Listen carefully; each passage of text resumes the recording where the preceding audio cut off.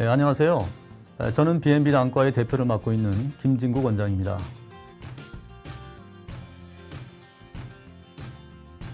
먼저 질문 하나 제가 드리겠습니다. 본다는 것이 무엇일까요?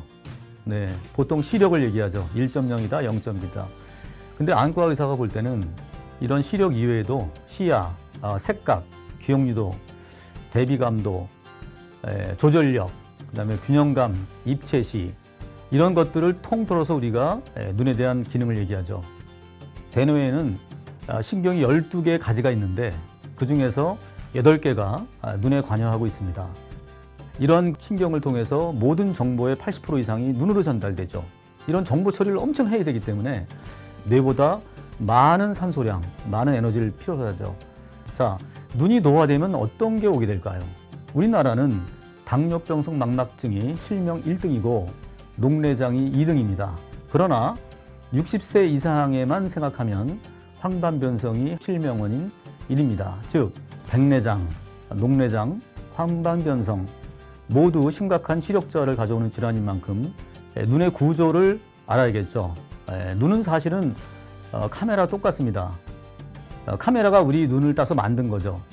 어떤 물체를 본다는 것은 물체에서 반사된 빛이 눈으로 들어와서 각막을 통과하고 동공을 통과하고 또 투명한 수정체를 지나서 눈 속에 있는 카메라의 필름과 똑같은 망막에 상이 맺히게 돼서 보는 겁니다. 카메라는 전체 화면을 다 선명하게 찍습니다. 근데 우리 눈 속에 있는 망막은 사물의 초점이 중심부만 뚜렷하고 주변부는 굉장히 흐리게 됩니다. 즉 망막의 중심부는 선명하지만 망막의 주변부는 대충 보고 있다는 거죠. 자, 우리 눈은 카메라와 달리 이 중심점을 우리가 뭐라고 하냐면 황반이라고 얘기합니다. 즉 황반부만 선명하게 보이고 그 주변은 흐리게 보인다는 겁니다. 이런 가운데 중심 시력이 없어지게 되면 거의 시력을 소실한다는 얘기입니다. 자, 이런 망막의 중심부를 황반이라고 얘기하는데 이 황반의 뜻은 노랗다는 뜻입니다. 자, 노랗게 보이는 이유는 뭘까요? 황반에 노란색 색소가 많기 때문입니다. 우리가 알고 있는 루테인, 지아잔틴 같은 것들은 노란색 색소로 해서 눈에 많이 들어옵니다. 자, 황반의 크기가 얼마나 될까요? 지극히 놀랍습니다. 볼펜을 한번 딱 찍으면 그 볼펜 자국 정도 크기예요. 0.5mm 이하입니다. 자, 아래 사진은 망막 벽지의 단면을 보여주는 것인데요. 가운데 움푹 들어간 곳이 황반입니다. 그 황반 밑에는 검은 띠가 주변보다 약간 좀 두꺼운 층이 있는데요. 이것이 바로 시세포층입니다. 한눈의 망막에는 명암을 구분하는 막대 모양의 시세포가 7개가 펴져 있습니다. 자, 빛이 눈 속으로 들어오게 되면 자, 카메라의 필름 망막의 가장 깊숙한 곳으로 빛이 들어가게 됩니다. 이때 시세포와 만난 빛은 전기적 신호로 바뀌고 이 전기적 신호가 뇌에 전달돼서 우리가 보는 것입니다. 조금 전에 화살표처럼 생긴 시세포를 보셨는데요. 시세포의 끄트머리에 확대를 해보면 둥근 디스크처럼 보이는 단백질이 나란히 이렇게 꽂혀 있습니다. 이 단백질을 옵신이라고 합니다. 자, 여기서 중요한 게 있죠. 시세포 하나당 이런 옵신이 7개가 있습니다. 그러니까 우리 눈 속에는 이런 시세포가 7개가 있고 이런 각각의 시세포에 옵신의 단백질이 7개가 있습니다. 그러면 옵신이 몇 개일까요? 약 1경개가 있습니다. 어마어마한 숫자가 우리 눈을 빛이 들어오면 해석하는 전기적 신호로 바꿔주는 역할을 하고 있는 거죠. 자, 시세포의 전기 신호는 시신경을 통해서 뇌를 거쳐서 후두엽, 뇌의 뒤쪽에 있는 시각 중추로 전달됩니다.